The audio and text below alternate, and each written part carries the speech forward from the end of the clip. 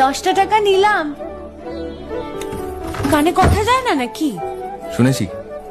কেন নিলাম? শুধুবে না? শুধিয়েছি কখনো? আমি যদি 10টা টাকা উড়িয়ে দিই? দেবে?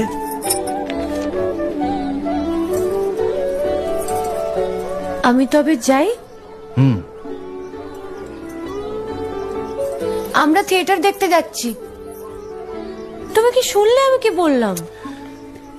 বড় জ্বালাচ্ছ ললিতা।